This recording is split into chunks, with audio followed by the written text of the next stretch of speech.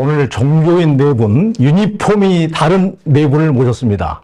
먼저 인사부터 드리겠습니다.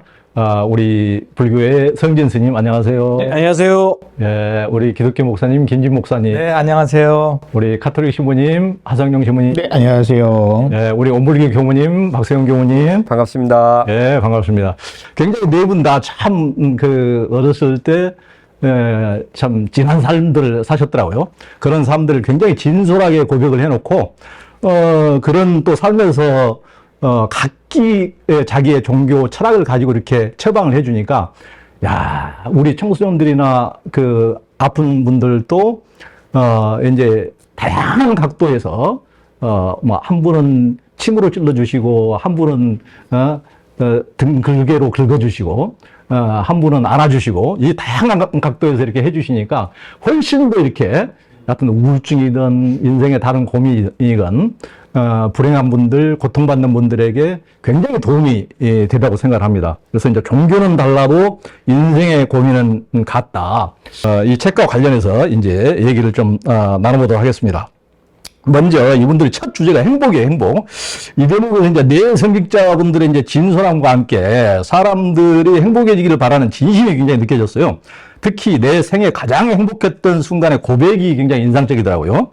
거기에서 이제 삶에서 가장 힘들고 불행했던 순간들이 더욱 진솔하게 다가왔는데 한 분씩 아까 제가 언급했던 눈물 젖은 빵을 먹어보면서 인생의 그 고를 극복하면서 그 순간들을 좀 말씀해 주겠습니까? 행복한 순간이 저는 제 은사 스님을 이제 처음 뵙고 사실은 이제 통곡 가까운 이제 울었습니다. 사실은 눈물을 흘렸는데 그 과정도 물론 잠시 제가 원하는 학과를 간 게 아니었기 때문에 부모님은 이제 아버님은 원하셨고 그러나 저는 정말 원하지 않았고 뭐 그야말로 진짜 그 당시에 이지망이라고 하는 엄청난 그냥 최후의 수단으로 썼던 곳에 그냥 불교학과 턱 될 바람에 예, 그야말로 입학식 날 또 뭐 술 너무 많이 먹고 선후배를 헷갈려 가지고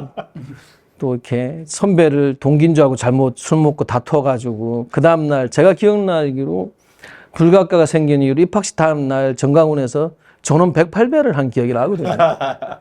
스님 때문에? 네, 저 때문에 이제 전원 108배를 하면서 당시 뭐 입학한 다음날 누가 누군지 모르는데 학생들이 어떤 놈이 왔길래 세상에 잘못 들어온 놈 한 명 때문에 전원 108배를 하게 됐다고. 사실은 그래서 삼차기도 상당히 괜찮아 보이는데. 아, 예, 그렇죠. 예. 사실 제가 뭐 누구를 진짜 손끝 하나 건드린 사람은 아닌데 하여튼 워낙 사실 이제 불교학과는 저는 원했던 것은 아니었습니다. 사실. 그러다 보니까 이제 학교에 적응 자체도 하고 싫었고 그러다 보니 자연스럽게 학생 운동을 쪽으로 조금은 이제 마음이 이제 갔었고 그러다가 어느 순간에 이제 그냥 이게 저희 아버님은 이제 사업을 하셨고 저희 큰 누님은 진짜 대학생임에도 불구하고 수업 마치면 바로 집에 오시고 근데 수업 때만 가시고 그리고 그 당시에 이제 뭐 80년대 후반, 90년대 초반이었기 때문에 이런 이제 시위 자체를 너무 싫었어요. 학생이 공부 안 하고 왜 이런 걸 하느냐.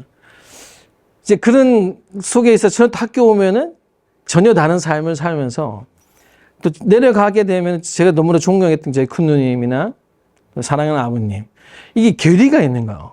약간의 인간 내가 너무 좋고 사랑하는데 내가 생각하는 방향하고 다른 그 사람을 어떻게 받아들여야 될까라는 게 매우 어느 순간 힘든 문제와 고민을 좀 갖고 있었는데 그래서 토요일 날 오후에 좀 쉬려고 하다가 어떤 스님께서 그냥 조금은 당신 사스님한테 와서 인사도 좀 드리고 조금 쉬는 게 어떻겠느냐 사실은 조금 쉬었으면 좋겠다. 그 권유로 그냥 우연찮게 이제 가게 됐고 그냥 정신 공양 얻어먹고 원래 절제만 좀 아시는 분들은 이제 밥 얻어먹고 그냥 살짝 오면 되거든요. 얻어먹고 오려고 했는데 그 당시 지금 이제 저희 은사 스님께서 인사를 하러 올라오라고 시키셨더라고요. 그래서 이제 저 소개하신 스님이 이제 은사 스님이 큰 스님이 부르시니까 올라가자.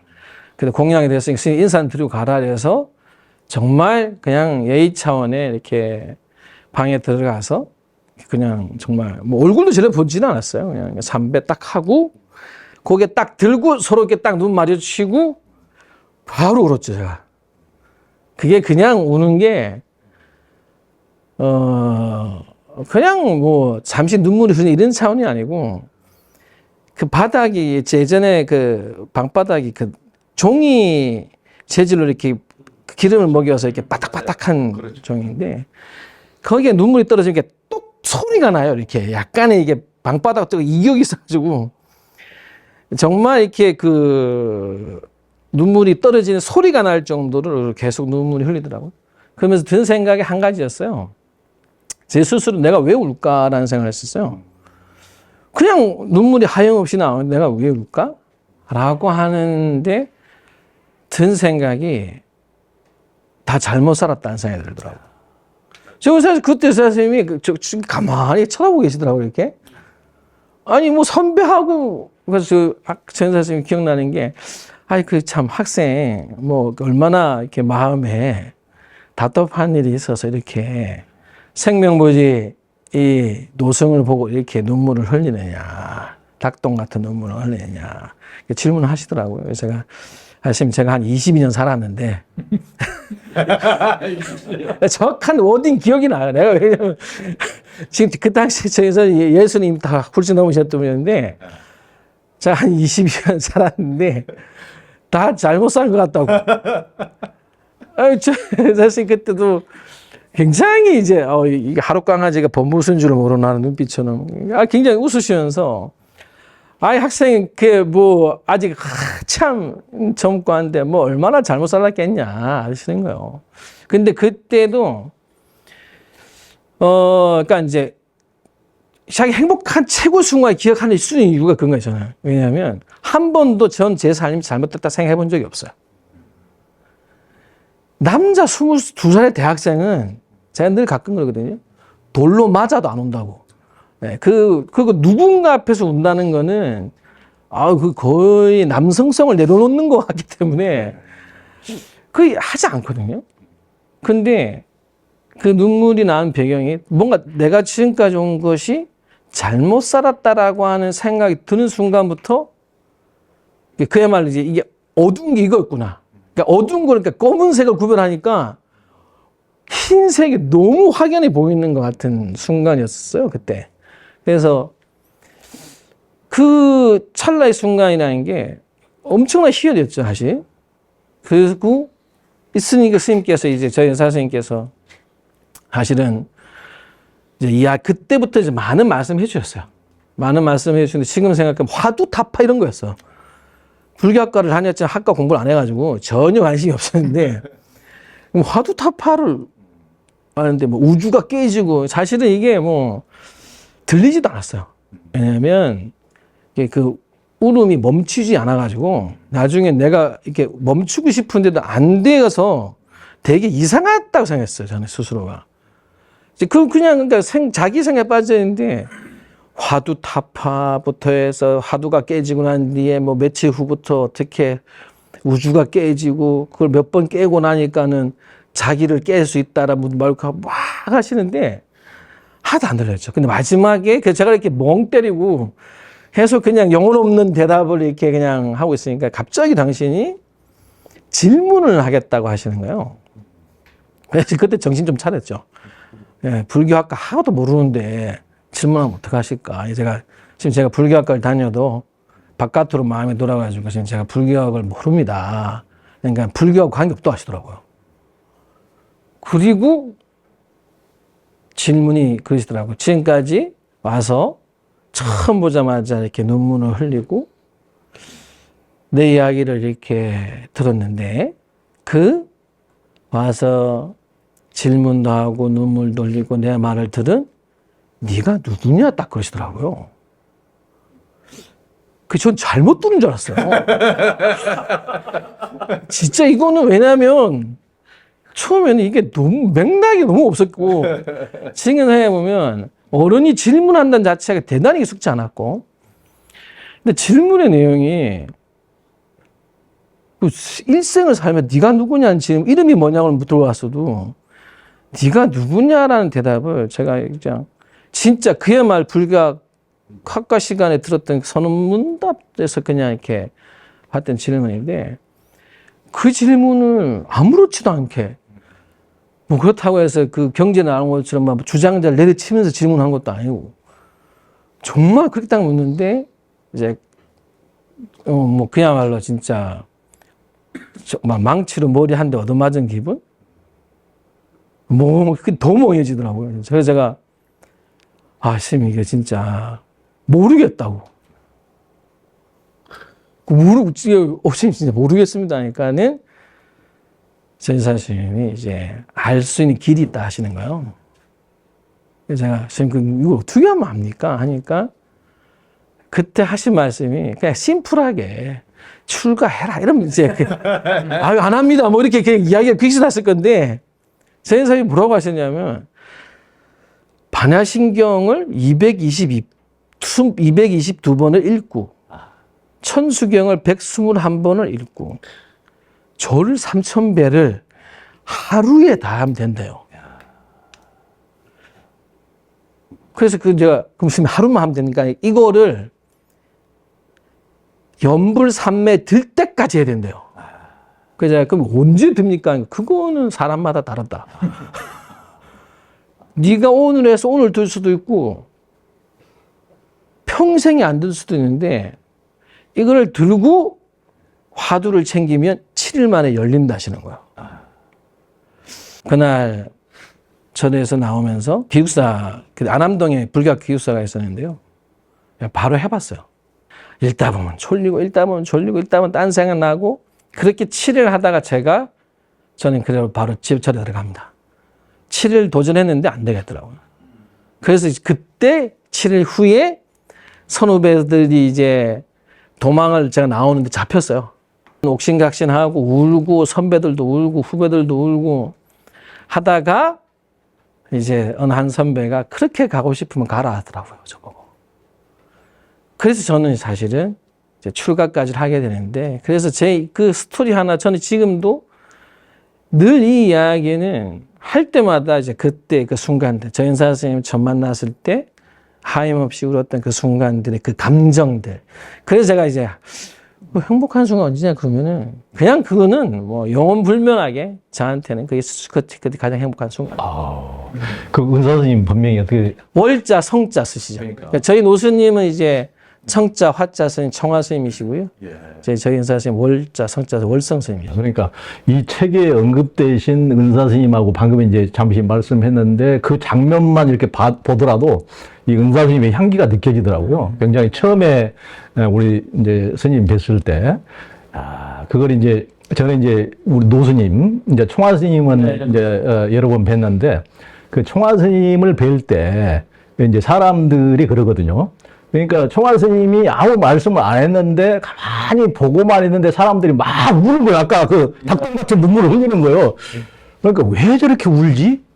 그러니까 그게 이제 그 어떻게 보면은 그게 법력이고 그게 아우라인데 그게 이제 불교적으로 말하면은 그분이 말 없는 뭔가의 감화를 받아서 이제 업장이 넘는다고 그러는데 그러면 이제 어떤 불교적으로는 이제 숙생의 어떤 인연에 의해서 어떤 업장이 그 순간에 이제 녹아내린다고 그러는데 하여튼 덩치도 산만하셔가지고 무엇 때문에 스님을 보자마자 닭똥 같은 눈물을 이렇게 장판대기에 떡떡 소리가 나도록 이게 참 희한한 인연인데 그 은사 스님의 그 말 없는 그분이 이제 책에서도 언급했지만은 그 청화 큰 스님께서 성륜사 조실하실 때 부조실 하시고 하셨으면은 우리 한국에서 굉장히 큰 도인 스님인 우리 청화 스님께서도 굉장히 이제 신망하는 제자였던 것 같고. 그리고 또 김진 목사님. 네, 이웃 종교인들을 만날 때 이런 그 출가나 또 회심의 이야기 들으면 종교는 정말 살아있구나라는 생각을 또 다시 한번 하게 되는데, 근데 저 같은 경우에는 그러니까 무속적으로 말하면 신병을 앓은 거죠. 신병을 앓은 거죠. 그러니까 제가 7살 때 교통사고를 크게 당해서 이제 비원 앞에, 그 당시 비원이라고 불렀는데, 그 당시 현대 건설 빌딩 앞에서 교통을 당해서 거기서 바로 실려서 이제 명동에 있는 가톨릭 성모병원에 입원을 했는데 이제 모든 의사들 뭐 거기서는 다 이제 얘는 죽었다. 다 죽었다. 이런 결판이 났고 그래서 이제 뭐 숨만 쉬고 있었고 뭐 이런 상황이었죠. 이런 상황이었는데 이제 어떤 그 막 유학을 마치고 돌아왔던 젊은 의사분이 어차피 얘는 죽었으니까 쓸 수 있는 방법은 의학적인 건 없고 그냥 의학적이지만 그래도 할 수 있는 게 없으니까 한번 이거라도 해보자 하는 것이 뭐냐면 뇌가 죽었으니까 척추신경하고 연결되어 있으니까 척추를 한번 건드려 보자 이런 그 시도를 하시고 싶어 한 거라서 저희 부모님을 모시고 물어봤대요. 정말 이거 해도 되겠냐 한번 해보고 싶은데 그래서 부모님이 아니 지금 뭐 거의 지푸라기 잡는 심정이니까 그래서 그거라도 한번 해보자고 그래서 했는데 그래서 뭐 아버님 표현으로는 큰 그 주사 바늘로 척추를 타고 들어가서 뭐 일종의 시술 같은 거 있겠죠. 그래서 그 신경을 건드리고 자극을 주는 그런 걸 이제 했는데 그러고 나서 제가 깨어난 거예요. 얼마 있다가. 그래서 그때가 7살 때인데 이제 문제는 그 이후부터죠. 그러니까 깨어나긴 깨어났는데 회사 그 병원에서도 절대 퇴원을 안 시키는 거죠. 왜냐하면 의학적으로 설명이 안 되고 얘가 어떤 후유증이 있을지 모르니까 일단은 병원에 있으라 그래서 한 3개월 동안 계속 병원 생활을 했는데 병원 생활할 때는 괜찮았어요. 그래서 막 장난을 치고 뭐 수년들하고 놀기도 하고 계속 그랬는데 딱 태어난 날 태어나서 이제 가족들 또 이렇게 주변 동네 아줌마 아저씨들 인사하러 다니고 그날 밤에 다시 혼수 상태에 다시 빠져가지고 거의 이제 또 죽다가 다시 또 산소 마스크 쓰고 회복됐는데 이제 그 후부터 저는 이제 그 두통으로 이제 굉장히 시달렸죠. 그리고 두통이 올 때마다 기억력이 상실된 것 같았어요. 그러니까 단기 기억력 같은 그런 게 상실되고 그래서 저는 사실 그때부터 4학년 2학기까지 그 기억이 거의 없어요. 4, 5년 동안. 왜냐하면 아팠다 그러면 기억이 사라지는 거예요. 아팠다 그러면 기억이 사라지니까 예. 그리고 거의 기억이 없어요. 저희 어머니도 뭐 부모님도 아, 우리 부모님과 부모님이다 생각했지. 그 정도로 두통이 심했고 차를 못 타고 뭐 버스 고등학교까지 버스 택시 뭐 자가용 아무것도 못 타면 그냥 다 막 이제 소위 말해 구역하고 오바이트하고 막 그런 상태였죠. 근데 이제 14살 때쯤 됐을 때 제가 이제 교회를 다녔으니까 그런 그 아픔이 있으니까 계속해서 기도를 했는데 그 대표적인 기도가 그런 거였어요. 아, 하나님께서 나를 만약에 살렸다면 7년 뒤에 딱 살렸는데 이제 7년 더 살았잖아요. 그러니까 아, 하나님 나 왜 살리셨냐. 이제 그런 질문이 이렇게 오기 시작했고 아, 사는 게 뭔 이유가 뭐지? 뭐 이런 것들이 이제 오면서 굉장히 우울한 시간을 보냈어요. 삶의 의미가 없었어요. 계속해서. 몸은 아프지, 학교는 다니는데, 어쨌든 그러고 지냈는데, 이제 그러고 있다가 고등학교 2학년쯤, 이제 3년 정도 지나서, 고등학교 2학년 때 이제 어떤 모임을 갔는데, 소위 그 기독교 수련회 같은 거죠. 3박 4일 수련회를 갔는데, 내용은 잘 기억이 안 나요. 그때 무슨 가르침을 받았는지, 어떤 집회였는지 기억은 안 나는데, 소위 이제 기독교 말하는 은혜를 받는 거예요, 은혜. 어떤 은혜를 받았는데 그러면서 내 안에 그 기쁨이 막 넘치기 시작하고 그러고 나서 제일 큰 변화가 뭐가 왔냐면 성경이 읽혀지는 거예요. 성경이, 경전이. 고등학교 2학년 말에. 불교에도 그런 경험이, 그런 어떤 그 종교적 경험 표현하는 표현이 있더라고요. 그러니까 그전에는 성경 읽어도 너무 재미없고 따분하고 막 이랬는데 그냥 성경이 너무너무 이해가 되고 너무너무 막 그 성경에 그런 표현이 있거든요. 꿀송이보다 달다고. 하나의 말씀은 꿀보다 달다. 뭐 이런 표현이 있잖아요. 진짜 꿀보다 다른 것처럼 생각된 거예요. 그래서 막 읽고 껴안고 자고 매일 성경 읽는 거죠. 뭐. 예. 누가 하라고 그런 거지 않았는데 너무 읽고 싶었어요. 막 끌어안고 자고 배고 자고 아무것도 안 하고 성경만 읽는 거야. 그런데 그때 생각이 번쩍 들었죠. 아, 내가 평생 이 성경만 읽고도 난 행복할 수 있겠다. 성경만 읽고 깨닫고 성경만 공부하며 살아도 행복할 수 있겠다 생각. 그 정도로 행복했어요, 진짜. 그래가지고 막 날아다녔죠. 근데 그때 물어봤죠. 그래서 아, 이거 성경을 읽고 이거 공부하고 지내려면 어떻게 돼요? 이렇게 물어봤죠. 그랬더니 신학대학 가는 거래. 그 저는 목사 되려고 시작한 게 아니고 사실은 성경을 가르쳐 주는 줄 알았어요. 근데 사실 신학대 가니까 성경 안 가르쳐 주더라고. 신학만 가르치지 성경을 안 가르쳐 줘. 예. 근데 어쨌든 그래서 성경 읽기 시작하고 고등학교 2학년 말부터 내 삶에 의미가 생겼잖아요. 그래서 이제 학교도 맨날 성경, 그리고 막 그 당시에 그 1980년도 뭐 전도 폭발대회 이런 게 있어요. 여의도에서. 그런 거 있으면 다른 데는 다 막 다른 친구들은 그 방학에 여름 방학에 그 공부 수업하잖아요. 그런데 저는 당당하게 나는 목사 될 거고 난 신학대 갈 거니까 여기 가야 된다 해가지고 이제 그런데 안 빠지고 그러면서 저는 자연스럽게 고등학교 3학년 때부터 별명이 아예 목사였어요. 김 목사였어요. 김 목사. 그러니까 선생님도 우리 그 당시 예비고사, 뭐 연합고사, 뭐 예비고사지 예비고사. 그럴 때 시간이 많이 남잖아요. 그럴 때는 김 목사 이거 어떻게 생각해? 김 목사 이거 어떻게 한번 얘기해봐. 항상 목사였고, 이제 40년 만에 동창을 만났는데 그 친구 얘기하더라고. 김 목사, 김 목사. 어쨌든 그때가 정말 너무 행복했는데 문제는 이제 거기부터 시련이 또 오죠. 왜냐하면 저희 아버님이 이제 너 대학 어디 갈 거냐고 아까 초에 물어보더라고. 그래서 물어보시더라고. 그래서 저는 신학대학 간다는 말은 살짝 빼고 저는 공부하는 사람이 되고 싶습니다. 얘기했어요. 공부, 연구. 그러냐고. 그리고 지나갔죠. 그런데 이제 여름방학 때쯤에 또 물어봤어요. 근데 그때는 얘기해야 될 것 같더라고. 그래서 결혼한 누님이 오래간만에 집에 가서 밥상에 이렇게 둘러 앉아 있었고, 그래서 누님이 이제 밥 먹다가, 진아, 너 어디 갈 거야? 대학? 무슨 거 갈 거야? 이렇게 물어봤는데, 내가 거기서, 나 신학대학 갈 거야. 그랬는데 갑자기 밥을 먹고 있는데, 오른쪽에서 아버지가 제뺨을 날리시는 거죠. 그냥 한 방 딱 날리는데, 그때 막 눈물이 나면서, 그래도 밥을 먹으면서 이런 생각을 한 거죠. 먹는 데는 개도 안 때리는데. 그러면서 참고, 그날로 저는 출가가 아니라 가출을 했어요. 도저히 집에서 생활할 수가 없어서 가출해서 고3 이제 여름방학 그 8월부터 이제 교회 골방.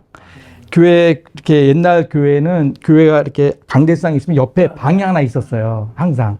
방이 하나 있어서. 짜투리 방. 그래서 그 방에서 매일 이제 지내고 옷만 갈아입을 때 몰래 집에 갔다가 일주일에 한두 번 갔다가 오고 그런 생활을 했는데 아까 스님 그 눈물 났다고 했잖아요. 그 은사 스님 앞에서 저는 그때 그 매일 새벽 기도 들 수밖에 없잖아요. 왜냐면 매일 새벽 기도 골방이 옆에 있으니까 안 깰 수가 없어요. 그래서 매일 새벽 기도를 이제 드리는 거지. 들었는데 그때 유행한 복음성가가 내일이는 난 몰라요라는 내일일은 난 몰라요 하루하루 살아요. 그러면서 뭐 불행이나 요행함도 내 뜻대로 안 돼요. 뭐 하나님이 막 그 슬픈 노래야. 내일은 난 몰라요. 그러니까 그럼 매일 눈물 나면 부는 거죠. 그냥 아침마다 내일은 몰라요. 막 이러면서 이제 그렇게 생활하는데 대학을 붙어도 돈을 안 주시네. 등록금도 안 줘. 그래 겨우 마지막 날 이제 등록을 포기하고 있는데 그래도 아버님 생각이 있었는지 빌려준다 그러면서 돈을 주고 한 학기 내 꼭 갚으라 라고 돈을 주고 받고 저는 하루만 더 남았어도 안 받았을 거야. 자존심 때문에. 네, 그런데 우리 아버님 저를 신학대 안 보내려고 무당한테 가서 막 점도 보고요. 얘 뭐 어떻게 할 거냐. 그러니까 무당이 난리가 나죠. 뭐 신학대학이냐. 얘는 돈을 벌어야 될 사람이지 절대 그런 데 가면 안 된다. 막 난리 나고. 그래서 저는 신학대 입학할 때도 아무도 안 오고 저희 누님만 잠깐 숟가락 오고 아주 슬픈 입학 시기였죠. 그런데 제가 그때 그 경전이 읽혀진 경험 때문에 그 이후로도 뭐 신학대 안에도 여러 가지 방향이 있잖아요. 그런데 그 힘이 계속해서 이 어떤 길을 걸어가게 한 가장 큰 힘이었다. 그래서 지금도 좀 이렇게 그런 어떤 일종의 신비 체험 같은 건데 그것도요. 어떤 그런 것이 저로 하여금 어려운 어떤 세상적으로 보면 어려운 길이었지만 과정이었지만 정말 그때 생각하면 정말 지금 뭐 생각해도 너무 행복했던 그런 순간이었던 것 같아요. 네, 그렇습니다. 아니, 고등학교 때까지 친구들이고 선생님까지 전부 다 김 목사 하는데 아빠만 네가 무슨 목사야 그래서 그래가지고 우리 아버지 저를 안 보내려고 담임선을 만나가지고 매일 담임선 찾아와가지고 얘 신학대학 보면 안 된다. 신학대학 보내면 안 된다. 그 은사 선생님이 그 선생님 굉장히 멋진 분이었는데 그분이 이제 계속 아버지 찾아오시니까 한 번은 저를 부르시더라고요. 그러더니 야 나는 네 뜻을 존중하기 때문에 네가 가려고 하는 걸 나는 응원하지만 야 그래도 아버지가 저렇게 하는데 한 번쯤 생각해보면 어떻겠냐고 저를 이제 또 한 번 설득하셨는데 결국 이제 제가 굳히지 않고 갔죠. 네. 저희 아버지하고 정반대세요. 사장님은 아예 제가 없는 동안에 저희 담임상대 가셔가지고 동덕 프로에게 원서 쏘신 분입니다. 근데 제일 부러워. 아버님은 신학대학 딱 들어가서 제일 부러웠던 모습이 뭐였냐면 아버님이 목사인 자녀. 그 다음에 신학대학 간다고 막 축복받고 가족들 와도 와 얼마나 행복할까 목사 아들이 저렇게 응원받고 나는 이렇게 왔는데 이제 그랬는데 결과적으로 보면 목사 아들 치고 신학 끝까지 하는 사람이 좀 퍼센트 훨씬 낫더라고요. 오히려 저처럼 고난 받고 온 사람이 끝까지 가고. 우리 김일모 목사님은 7살 때부터 막 초등학교 4학년 때까지 의식불명 이렇게 되면 그때 뇌세포가 많이 죽었다는 거예요. 죽은 뇌세포로 독일 가서 공부까지 진짜 안 죽었으면 안 죽었으면 진짜 큰일 날 뻔했어. 안 죽었으면. 아니 그게 아니고 거꾸로 얘기하는 사람도 있어요. 좀 멍청했는데 그때 뇌를 다쳐가지고 깨어났다. 저희 아내는 그런 쪽입니다. 그때 척추에 뭐가 자극을 줘서 그래도 죽은 뇌세포가 살아난 거다 오히려. 근데 전 사모님 마음을 존중합니다. 그러니까 우리 김일모 목사님이 그 성경에 대해서도 굉장히 그 조그만한 책자 한 30년 전에 한 20년 전에 썼 네, 30분 만에 읽는 예수라는 책. 굉장히 쉽고 핵심적으로 써가지고 제가 이 양반 보통 분이 아닌데 하고 그때 아주 그 책 서평을 우리 조 기자님이 굉장히 잘 써줬죠. 제가 잘 써줬죠. 예. 그래서 제가 이렇게 쉽게 써주는 사람이 아닌데 하여튼 그때 굉장히 제가 30분 만에 읽는 예수라고 읽은 기억이 나고 또 뭐 인도에서 이렇게 이제 우연히 만나기도 했지만은 굉장히 이렇게 탐구욕이 강하고 그 이제 다른 종교뿐만 아니고 도에 대한 탐구심이 강하고 그때 아마 이제 뇌를 다쳐서 그 미지의 세계로 그때부터 떠나지 않았는가 싶습니다. 우리 또 카톨릭 한성명 신부님. 네, 아까 스님은 그 눈물 젖은 빵을 안 먹어봐서 죄송하다고 그랬는데, 전 눈물 젖은 빵을 너무 많이 먹어서 죄송한데요. 네, 어릴 때부터 저는 성당을 다녔거든요. 네, 저희 집에는 아무도 친자가 아니었어요. 근데 제가 이제 성당에 간 이유는 월화수목금토 같이 놀던 애들이 일요일만 되면 없더라고요. 그래서 도대체 얘는 일요일 어디 가길래 나는 혼자 누구랑 놀아야 되지 했더니 걔네가 또 마침 성당을 다니고 있었어요. 그래서 친구 따라 이제 성당을 간 거죠. 일요일까지 놀기 위해서. 성당을 가서 이제 저는 제가 뭐 성직자가 된다는 생각은 한 번도 해본 적이 없었고, 왜냐하면 아직까지도 천주교는 이제 성직자, 뭐 수도자가 되려면 집안에 순교자 한 명 정도는 있거나, 아니면 뭐 친척이나 뭐 이제 사촌 중에서 성직자 수도자가 있거나, 아니면 뭐 이것도 아니고 저것도 아니라면 적어도 집안 전체가 그래도 천주교 신자거나 뭐 이런 인식이 좀 있었거든요. 그래서 성직자랑 저랑은 아무 상관없고 저는 이제 그냥 커서 이제 취직을 해야 되겠다는 생각을 했었죠. 근데 저희 집이 되게 언밸런스하게도 집은 되게 가난한데 저희 아버지는 엄청 부자입니다. 그래서 이제 아버지가 돈을 진짜 안 쓰시거든요. 그래서 제가 어릴 때부터도 어머니가 우는 거를 많이 봤어요. 돈 때문에. 제가 한 번은, 제가 이제 금호동 출신인데, 금호동이 산동네거든요. 물론 이제 재건축이 많이 있어서 지금 이제 평지로 많이 바뀌었지만, 그래서 그 산 꼭대기에서 저 밑에 이제 자전거를 타고 내려가는 이제 친구들이랑 게임을 하는데, 저 밑에 돌이 보였어요. 근데 친구들끼리 이제 이거 피하지 말고 지나가자, 이거. 그래서 제가 1번이었어요. 그래서 근데 멀리 볼 땐 조그만 돌이니까 자전거가 쭉 내려갔거든요. 근데 점점 가까이 갈수록 이 돌이 큰 거예요. 큰데 뒤에 친구들이 다 보고 있으니까 이거 안 피하면 큰일 날 것 같은데 피하면 너무 쪽팔리니까 그냥 이게 넘어갈 거라고 생각했거든요, 자전거가. 근데 이제 돌에 걸려 자전거가 날아간 거죠, 제가. 그 날아가는 그 잠깐의 순간에도 머리가 떨어지면 이건 죽을 수도 있겠다는 생각이 들어서 손을 먼저 짚었는데 이제 손이 다 으스러진 거예요, 뼈가. 예, 그래도 뼈가 다 으스러져가지고 이제 집에 가서 엄마한테 나 다쳤다 얘기하니까 그 병원을 가자. 그래서 이제 아버지한테 전화를 했는데 아버지가 성룡이가 손을 다쳤다 엄마가 그거 어쩌라고. 그래서 병원을 가야 될 것 같은데 알아서 해. 끊어졌어요. 병원비가 없잖아요. 근데 그때는 전국민 의료보험이 아니니까. 그래가지고 이제 제 친구가 걔네 집은 의료보험이 됐었어요. 그래서 병원 가기 전에 친구 집에 가서 친구 이름, 주민등록번호, 친구 엄마, 주민등록번호. 옛날에는 그런 게 많았으니까. 맞아. 아버지, 맞아. 아버지 주민등록번호를 외워서 저희 엄마는 병원을 못 가고 친구 엄마가 우리 엄마인 것처럼 해서 병원을 가서 니네 아버지 이름 뭐요? 주민등록번호 뭐요? 엄마 뭐야? 이렇게 해서요. 해가지고 이제 기부스를 한 거예요.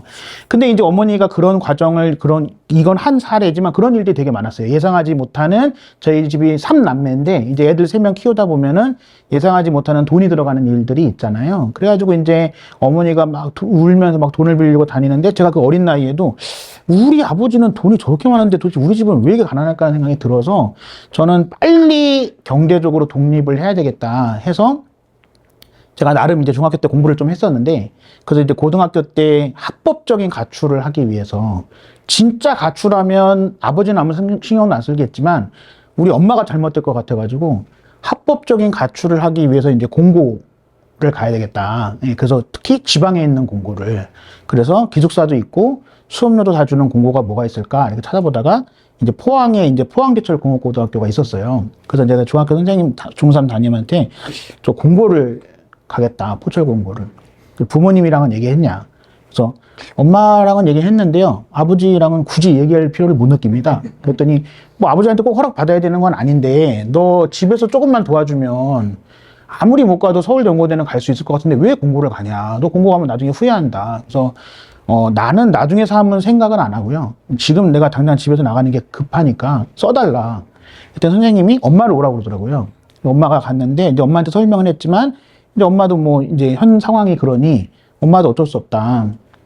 써줬으면 좋겠다. 그래서 선생님이 그럼 아버지를 한번 만나보고 싶다. 그래서 저희 아버지는 아무나 안 만나는데 뭐 알아서 한번 해보세요. 그래서 이제 선생님이 집에 왔어요. 아버지한테. 그래서 아버지한테 애가 이제 서울연고대 갈 수 있는데 진짜 공고 보낼 거냐. 어차피 얘 인생은 얘 인생이고 내 인생은 내 인생이니까 상관없다. 써줘라. 본인이 해달라는 대로.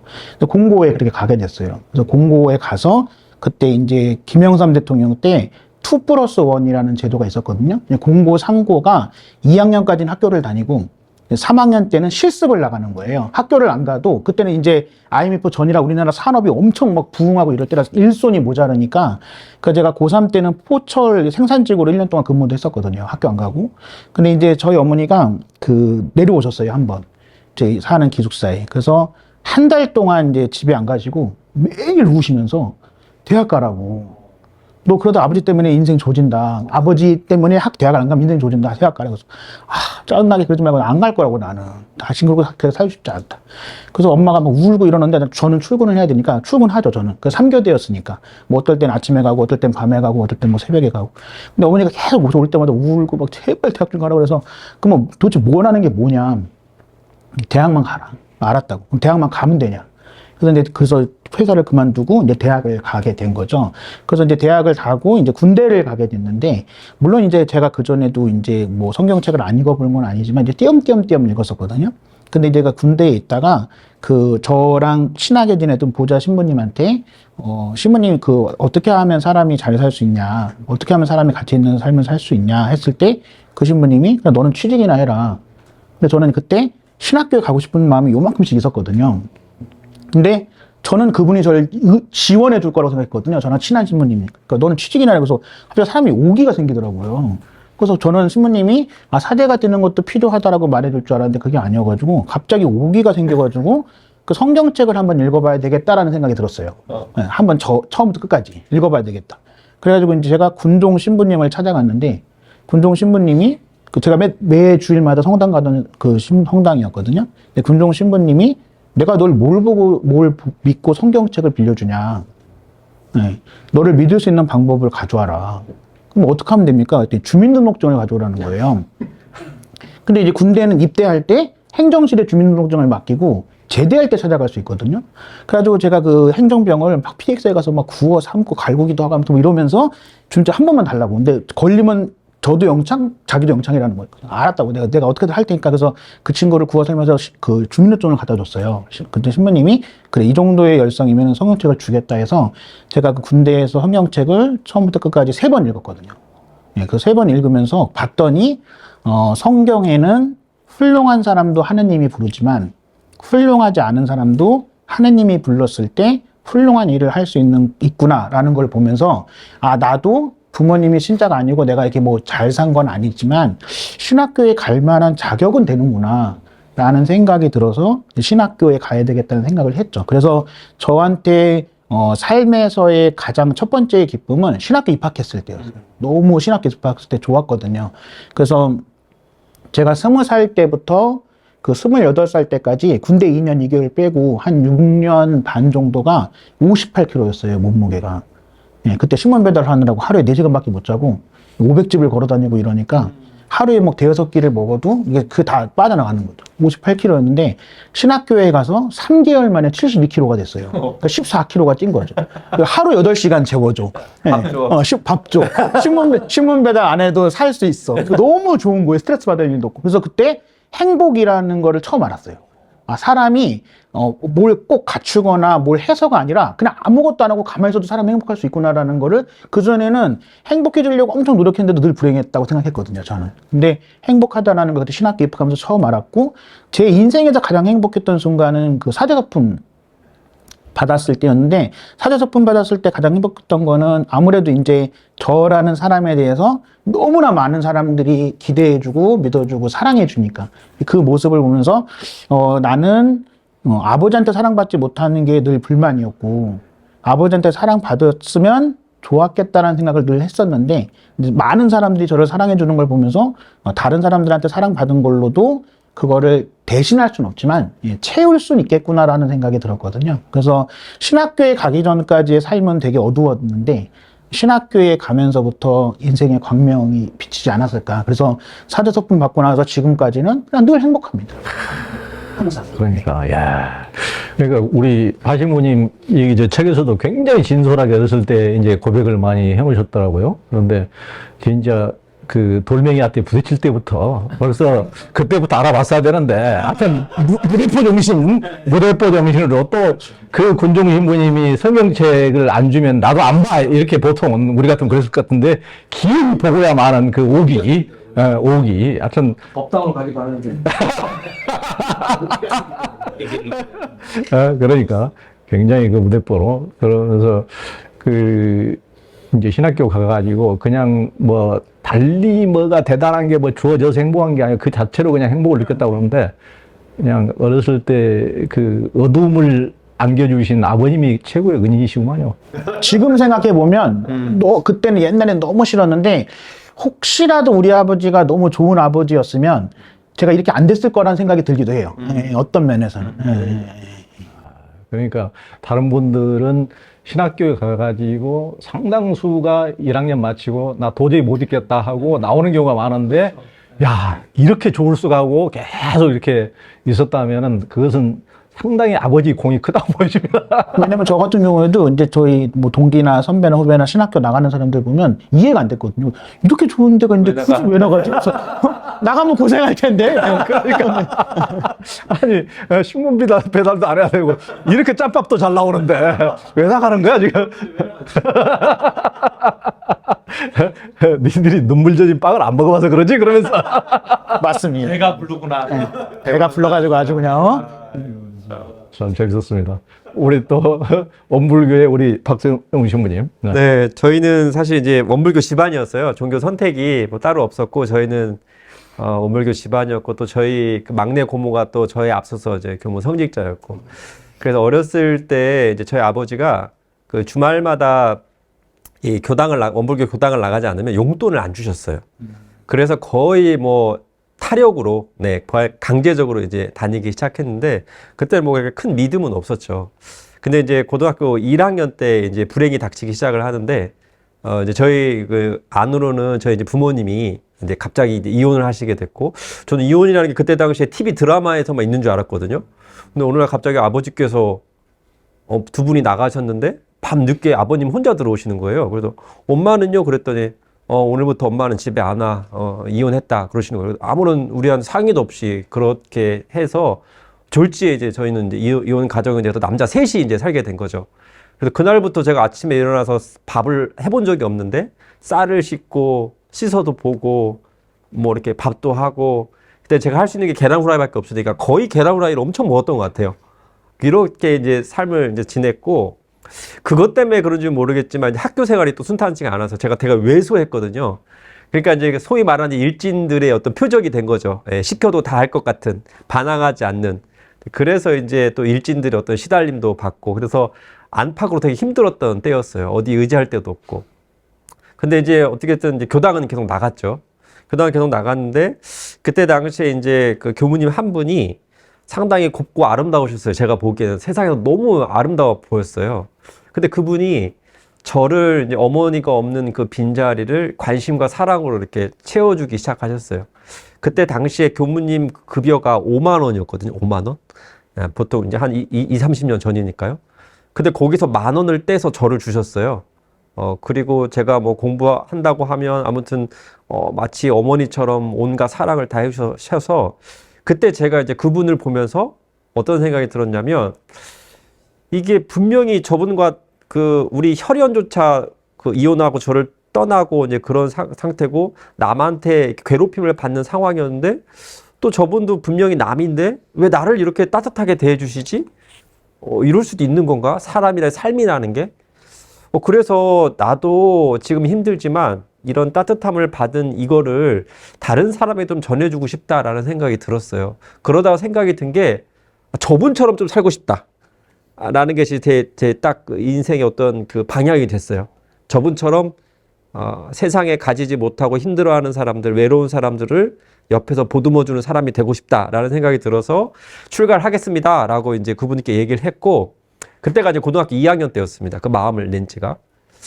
근데 이제 저도 이제 우리 목사님하고 같은 상황인데 저희 아버지는 제가 한의사가 되길 원하셨어요. 네. 서울대 그 하듯이 저도 공부를 아주 조금 잘했습니다. 그런데 이제 한의대를 보내려고 생각을 하셔서 감히 얘기를 못 하겠는 거예요. 그런데 고민 하다가 이제 제가 가만히 생각을 해보니까 좀 출가를 하면 어떨까요 했어요. 딱 그랬더니 여기 지금 목사님은 바로 옆에 있으니까 이게 싸대기가 났지만 저는 옆에 있던 물건이 바로 그래가지고 여기 막 맞고 하여튼 그런 상황이었어요. 그래서 저는 의아한 거죠. 아니 교당에 안 나가면 용돈도 안 주셨던 분이 막상 자식이 출가한다고 하니까 그 길을 이제 결사 반대하신 거예요. 그래서 원서를 안 써주시는 거예요. 원서를. 그래가지고 이거 도저히 안 되겠다라고 해서 이제 SOS를 이제 제가 아는 교무님들한테 연락을 해서 끝까지 아버님을 설득을 해서 결국은 이제 원서를 이제 아버님이 안 써주신 게 아니라 학교에서 원서를 안 써줬어요. 왜냐하면 제가 이제 나는 교무가 되겠다고 하고 마음 편히 수능을 보니까 수능이 평상시보다 점수가 더 잘 나온 거야. 아니 이 점수가 내가 나올 점수가 아닌데 더 많이 나오니까 학교에서 이제 그 선생님들이 실적이 또 있나 보더라고요. 어디를 보내면 실적이. 그러니까 이건 부모님 보내와야 너를 원불교학과 보내준다 해서 이제 아무튼 그런 설득의 과정이 있었고 그래서 이제 결국은 이제 출가를 하게 됐고 제가 19살 때 이제 출가를 해서 경주에 가게 됩니다. 저희 이제 제도가 2년 동안 행자 같은 그 간사 생활을 하면 교무를 하거든요. 딱 갔는데 빨래를 시키는 거예요. 청소를 시키고 밥을 시켜요. 나는 이걸 하려고 온 게 아니, 나는 뭔가 성스러운 삶을 살기 위해 왔는데 왜 나한테 한 번도 해보지 않은 걸레를 빨게 하고 이걸 왜 시킬까? 라고 하다가 제가 한 3개월 정도 지나면서 근원적인 물음이 들기 시작했어요. 내가 교무가 왜 되려고 했지? 교무의 삶이 도대체 뭘까? 그래서 제가 이 의문이 드니까 그때부터 막 제 앞이 어둡고 답답하고 그래서 이제 저를 지도해 주시는 교무님께 가서 제가 지금 이 자리에 왜 있는지 모르겠습니다라고 물어봤어요. 그랬더니 대뜸 하시는 말이 전 자상하게 뭔가 이렇게 탈을 넣을 줄 알았는데 그걸 내가 어떻게 알아? 네가 찾아야지. 내가 알려준다고 해서 네가 아는 건 아니야. 그 답은 네가 찾아야 돼. 그럼 그걸 어떻게 찾습니까? 라고 했더니 그거는 제일 쉬운 방법은 일단 기도를 해봐라. 그러셨어요. 그럼 기도는 어떻게 합니까? 그것도 네가 알아서 해야지. 그래서 이제 제가 그날 9시 반만 되면 잠자기 들전까지 저희는 법신불 일원상이라 하는데 법당 앞에 가서 매일 기도를 하는데 그때 이제 제 안에 있던 답답함. 도대체 제가 왜 살아야 되는지, 교무는 왜 돼야 되는지, 제 인생의 꿈은 뭔지 이게 복잡하게 오니까 너무 답답한 마음에 계속 울기만 해요. 뭐 기도가 나오는 것도 아니고 계속 울기만 합니다. 그렇게 며칠을 지나다가 그 앞에 저희 원불교 전서가 이렇게 있는 거예요. 검정색 전서가 있어요. 갑자기 저걸 좀 보고 싶다는 생각이 들어요. 보고 싶다. 그래도 이제 첫 장을 딱 펴고 쭉 있는데 다른 말은 잘 모르겠고 저희 이제 첫 장이 개교의 독인데 거기에 이런 문구가 나와요. 파란교의 일체 생명을 광대무량한 낙원으로 인도하기 위해서 내가 원불교라는 종교를 만든다라고 하는 그게 딱 나옵니다. 근데 그 문구가 저한테 콱 내리에 이게 탁 박혔어요. 그러면서 제가 어떤 생각이 들었냐면 그 순간에 이런 삶을 만약에 살게 된다면 내가 원래 꿈꾸던 삶이었으니까 그러니까 나 위에 다른 사람을 낙원으로 인도하는 삶을 산다고 하는 그런 곳이라면 내가 걸레를 빨아도 괜찮고 아침에 밥을 주어도 괜찮고 심지어 저희 가서 똥찌개를 지라고 해도 괜찮겠다. 그런 곳이라면 그런 성스러운 곳을 하는 곳이라면 그래서 제가 그때 마음을 딱 다시 잡고 그때가 제가 제 인생의 어떤 방향이 터닝 포인트가 됐던 거죠. 그 문구가 제 터닝 포인트가 됐어요. 제 인생의 터닝 포인트. 아, 이대로 살면 되겠다. 이거다. 그래서 이제 그 다음날 아침에 똑같이 빨래를 하고 똑같이 설거지를 하는데도 너무 기쁜 거예요. 예, 노동이라 생각되지 않고 뭔가 이렇게 세상을 아름답게 가꾸어 가는 나는 비록 작은 일을 이 지구의 구석에서 작은 일을 하지만 뭔가 큰 일을 해낸 것 같은 그런 어떤 동참한 것 같은 그런 느낌이 들었어요. 그래서 제 인생에 만약에 이제 우리 주연 선생님께서 그런 말씀을 뭐냐 안 하면 저는 그때 그 순간 그 문구가 제 마음에 탁 와서 그것이 내 인생의 가치가 되고 방향이 됐을 때 그때가 제일 행복했던 순간이고 지금도 그거는 변하지 않고 있습니다. 아, 그렇구만요. 우리가 이제 종교들을 볼 때 보통 이제 기독교나 불교는 이제 기독교 목사님이나 불교 스님들은 이제 물론 큰 교단이고 그러니까 이제 신문에도 많이 나오지만은 좋으신 분도 많이 나오지만은 이상하신 분도 많이 나오고 그러니까 굉장히 좀 자유가 있는데 보통은 이제 카톨릭이나 원불교는 굉장히 규율이 이제 세고 그래서 상대적으로 굉장히 좀 모범생이 아니면 이제 살아남기 어렵고 굉장히 모범생 타입이고 그래서 이제 보통 이제 일반인들이 생각하길래 물론 이제 법륜 스님한테도 저도 인터뷰하면 밑에 댓글이 보통 그렇게 달리기도 하는데 당신 결혼해 봤어? 당신 얘 때문에 속서가 봤어? 그런 저 댓글도 이제 종종 달리기도 하는데 이제 특히 우리 하성경 신부님은 한강 있어 보이는데 오물교 교우님들은 저렇게 엄청 모범생처럼 인상착의도 벌써 너무 모범생처럼 생겨가지고 그런데 그래도 책을 읽어보니까 그래도 이제 부모님도 이혼했다 그러지 또 책에는 더 자세히 나오는데 그 고등학교 때 계속 게임에 빠져가지고 뭐 이제 그렇게